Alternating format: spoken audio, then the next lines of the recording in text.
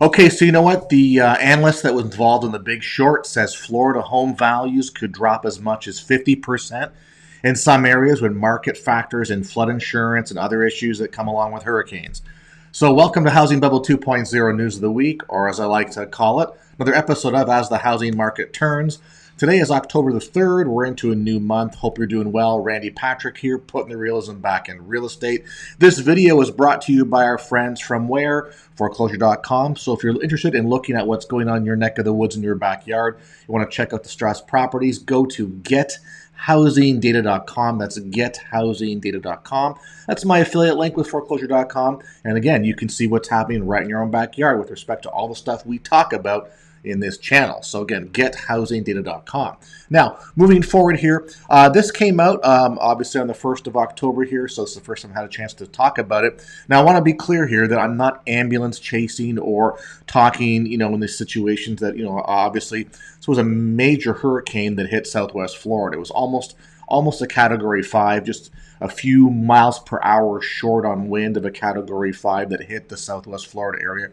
Primarily Fort Myers, Cape Coral, Northport area. So a lot of damage, a loss of life, the whole bit. A lot of people were still suffering. People in my county still don't have power. My son works for the power company in Sarasota County area, and they've got 150,000 people still to get power to, and so it's a lot of work, a lot of cleanup. Everywhere I drive around, you see staging areas with electrical trucks and people that have come from other locations to support and help with the cleanup and taking care of some of the power issues that are down here in the area. So I want to make sure that you realize that this is not just something to do or to say, to sort of jump on the chaos and the loss that's happened down in that area. But again, values could drop as much as 50% when you factor in flood and storm costs from disasters like Hurricane Ian. And the reason being is that we've had this national flood insurance program on for quite some time.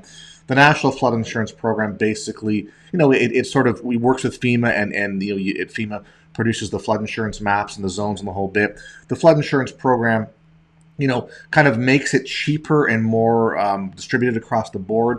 Other areas subsidize other areas with respect to the flood insurance. And really, when you take a look at what's happening now, some of the disasters or natural occurrences are becoming much more costly than anticipated. So obviously, Hurricane Ian has a big path of destruction throughout Florida. This group is basically, according to an analysis by Delta Terra Capital, an investment research and consulting firm led by a former Wall Street analyst who predicted the 2008 housing crash. So basically what they're saying is that when insurers jack up flood insurance premiums to more accurately cover their expected costs, sticker shock will ensue. Home values in some of the highest risk areas of the state, leading with the Fort Myers region that bore the brunt of this week's storm, could drop by as much as 50%, it said. Now, I'm familiar with this because back a number of years ago, this is actually kind of during the last housing crisis, there was discussion about, changing the flood insurance programs, and a lot of people received, prospective rate changes. Some people, as they mentioned, didn't, get that much of an increase. Others went from, $1,200 to $24,000 a year with respect to flood insurance. So based on a lot of different factors, which is location, wind area, flood zone, age of your home, construction of your home, elevation, the whole bit. A lot of people could be paying a lot of money with respect to living on the coast. Clearly, when you have these type of occurrences in nature, like hurricanes and tornadoes and earthquakes and fires and stuff, insurers always want to take a look at risk and figure out how they're going to mitigate it and how to pass those costs on to where the consumer. That's where typically things go. So ultimately, in the end, he said this guy's been sounding the alarm on the widespread threat that flooding, I guess you could say, poses to the U.S. housing market. Leaving tens of billions of dollars of estimated damages in its wake. It could mark a turning point for both insurers and homeowners. Simple enough. Basically, that's because flood insurance is poised to get much more expensive in high-risk areas as a result of Risk Rating 2.0, which is FEMA's updated method of pricing flood risk for insurance policies held through the National Flood Insurance Program. Some flood insurance policies today might cost $300 or $400 a year, could jump to over $10,000 a year as a result of the Risk Rating 2.0. that went into effect last year. Such increases combined with rising home insurance premiums that Florida homeowners already pay. So yes, our home insurance here in Florida is skyrocketed over the past couple of years. Could make homes there much less attractive to buyers, is what the guy's basically saying. So if it's much less attractive to buyers, what does that mean? Well, price points have to come down to attract buyers, thus the decrease in price points, or the estimate decrease in price points. And by the way, if you guys appreciate the information I produce on my channel here, if you could help my channel grow and hit the subscribe button, I'd really appreciate that. And if you are a current subscriber or think you're one, could you please reaffirm and just check that out again, because I lose subscribers every day. I don't seem to be gaining here. So I lose what I put on. So if you guys could please just reaffirm your subscription, smash it again, I'd appreciate that. Thank you again. So essentially, what we're seeing here is that the majority of policies across the country aren't projected to climb anywhere near that magnitude, according to FEMA. But in Florida, a state in which home insurers were struggling, that there remains a big disconnect between what homeowners are paying and what disasters would cost insurers. That's what they're saying. So we're going to feel the effect of that pretty soon. It's not just a matter of how hurricane damage will affect a regional market. It's a question of how buyers will react when things are rebuilt. Prospective buyers could have a much lower appetite to purchase that home when they're confronted with higher insurance premiums and the potential for similar disasters to strike again. So listen, living down here in Florida does have its advantages.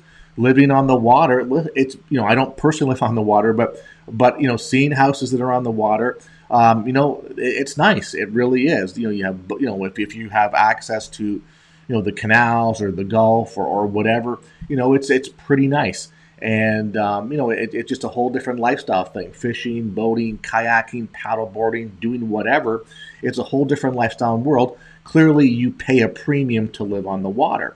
Now, of course, we'll call it I guess you could say zoning and home building and permits and things like that. If you're building new and building from scratch, today's, I guess you could say, building standards with, whatever you need to put in, windows, a specific hurricane rating, how high you have to be elevated. So the new stuff that goes in is pretty secure, and it's not going to face as much damage because it's going to have to adhere to all the new building code and policies.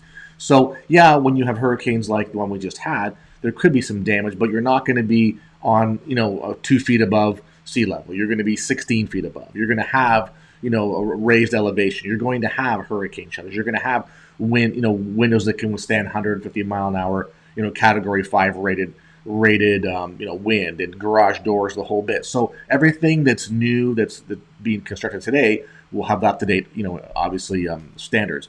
Now, the problem is that if homes that have been here for 15, 20, 30, 40, 50 plus years that people live in, that are on the water, that still enjoy and get to use, those are the homes that are going to have the issues, and they're going to see traditionally, or they will see, instead of having their traditional reasonable flood insurance costs, they're going to see a significant increase.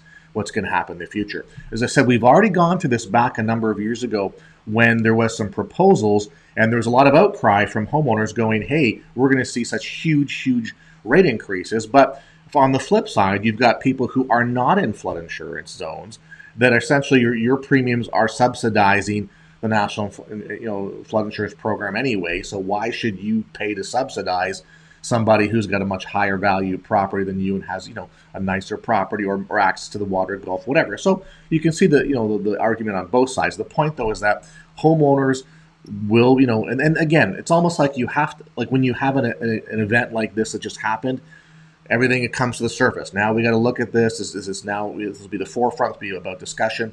Okay, we got to take a look at this. So Florida hasn't had a real major hit, at least in this area, for a number of years, for over a decade. Yeah, we had some stuff in the Panhandle a few years ago. Had some smaller storms that come by, but this, I think, is this was a major hurricane that hit the Fort Myers area. So now it's going to make people talk and make everybody kind of reassess what's going on, with respect to Florida, et cetera, et cetera. So that's why we have to sort of keep this in mind. So, Lee County, which includes Fort Myers and its suburb Cape Coral, was home to one of the biggest disconnects between homeowners that were paying flood insurance and what insurance should be charging to cover their risk, is what Delta Terra found. In an analysis the firm shared with investors back in May 2021, They estimated that a single-family home values in the metro area could fall between 32 and almost 53% once the market correctly priced in flood protection costs. So these guys were already talking about this prior to having Hurricane Ian run through. So now, as I said, this is just going to push this more to the forefront, and we could see some real changes in what's going to happen, in these sort of coastal markets or people that are really right on the water. So now, again, I look at it going, if you can afford a home on the water, you can probably afford, a home insurance for flood insurance. But realize that some of these homes are second homes or vacation homes, so not everybody lives there permanently. So when stuff like this happens, what do? They assess the value. Should they sell? Should they keep it? Can they afford it, etc. So we'll see some changes here. This will permeate all the way through, from short-term rentals to normal rental property in those areas, Airbnbs. If everybody's going to see an increase or significant increase in flood insurance, what happens? That just gets passed on to the end user, renter, Airbnb user, etc. So that's how this will eventually affect the marketplace, is that owners will absorb the cost but pass it on any way they can to as they see fit. Also, people will decide, should I stay or should I go? The interesting part is that, there's an interesting part coming up here, which I like, that it says, buyer demand is cooling because of higher interest rates. Reckoning with true costs of flood protection could make it all the more difficult for the housing market to recover. This would send a warning to other metros, they're saying. People actually being exposed to events where they aren't bailed out by home price appreciation, and you see that these problems a year and a half from now will be persisting, unlike what's happened in previous disaster events. It's a strong signal to other markets. So yeah, this is kind of the thing we're in now. So if we still had high home price appreciation and it was still working its way up, because we've changed the corner on that, it's actually coming down now, and we're starting to go into our correction phase. So if we still were going up on the exponential chart, people will go, you know what, I can absorb it because I can pull money out through a refi, or if I sell, the new buyer's going to come in, they're going to still see appreciation, they'll absorb it as well too. But now that we've sort of passed that point, and we're now seeing a deceleration in home price values, and the correction is upon us, this will change, and that's a really good point that they're making. Once people actually observe some financial harm, that's when they'll start reacting to it. So is it a bit premature? Probably right now, but I think as time goes on, we're going to see this kind of play out. What about the market, though? What about places on the coast? What about Fort Myers and things like that got areas that got wiped out? So clearly, people aren't going to sell that their homes got wiped out. You hope that insurance will pay to rebuild some of that. I can see, though, that people that are going to sort of be on the cusp, there'll be some marginal decisions they're going to have to make. One of the things you have to realize that your hurricane, your normal deductible in insurance is different than your hurricane deductible. Those are two different numbers. And if you were in a situation where we have high inflation, and the world's changing, and prices are going down and values are going down, homeowners may go, you know what, I don't want to pay that high deductible, or I can't afford it to fix my property.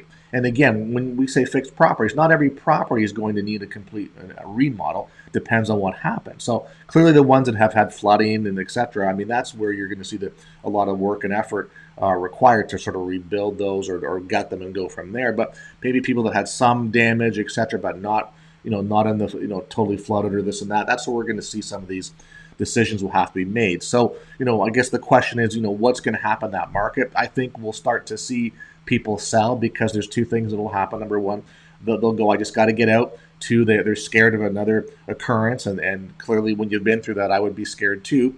But just the market will change, and the market, going lower price, they may go, well, hey, with all these things that these guys are talking about, raising insurance rates, and it's going to happen now, because this is such an eye-opening experience that maybe they're going to say, I got to sell now and I got to get out. Well, I can't, and then take whatever equity I can, or get something out of my property before I lose. So this is where, when you add these things on to a housing market that looks like it's going through its start of a correction, it can do a couple things. It can make it difficult for homeowners to sell. It can speed up the corrective process.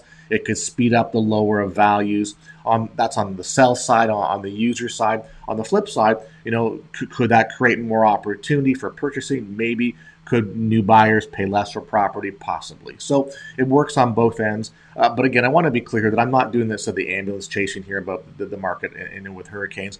We've had disasters here before in Florida on both coasts and the Panhandle. So I've seen what goes on with respect to hurricanes or storms that come through. Yeah, when it hits landfall, there's the normal chaos that goes on there, and people typically have to rebuild, and you hope that they have insurance on properties and they've got flood insurance, etc. And those will typically be rebuilt over time. It's the stuff maybe not on ground zero, a little far back, that really is in that zone where, hey, we need to make a decision as to we're going to stay, we're going to go, we're going to fix it, we're going to walk away, what's our loss of availability here, etc. So that's where we see decisions will have to be made. So again, this will start to play out, but there's always casualties from every aspect when it comes to the hurricanes and storms that hit the coast down here in Florida. So again, that's it for today. So I just want to reiterate looking for agents in Florida to join my firm. Why? Because we're really pushing now on the distressed housing. All the stuff's happening. I said we're correcting. We're going to be crashing. Now's the time to get into this market and learn from the ground up. I'm looking to open up other metros that are going to go through the similar things as we are down here. Looking for more investor buyers, looking for private lending partners, looking to start doing some other things on larger scales. We are involved a lot within the crypto side of real estate, which is the tokenization of properties and selling properties on crypto, using a specific platform as an NFT. You can purchase in crypto, etc. So those are cool things that we're doing. More of that to come. If you want to get involved, let me know here. If you're in the area, want to join or come to our seminars or things that we're doing at our real estate club, please reach out. Obviously, I have a new program. It's called Foreclosure Fortunes. It's really replacing 3 programs I've had before: Zombie House Flipping or Zombie Foreclosure Flip, Distressed Property Architect, and the Short Sale Cash Connection. This new Foreclosure Fortunes will be a combination, the best of all those programs, with a much brighter base and a lot more in-depth education, which really makes sense now on the number of ways that you can work in this marketplace as we're correcting and crashing as time goes on. So get in with the better prices now before the masses get in. That's what I always say. So anyway, guys, appreciate the views, likes, comments. Please share the video with your family and friends. If you're not a subscriber, please subscribe and help my channel grow. Reach out to me if you'd like, and I look forward to speaking with you later on this week. Thank you.